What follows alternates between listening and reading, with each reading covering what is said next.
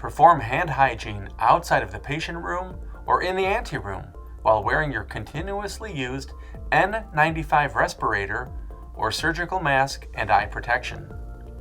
Either hand sanitizer or soap and water may be used. Do not touch your mask or your eye protection.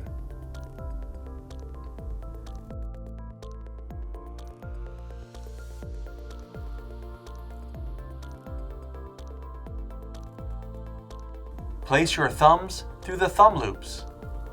Lean forward to put on your isolation gown slowly and carefully. Be careful not to allow your gown to touch your mask or your eye protection.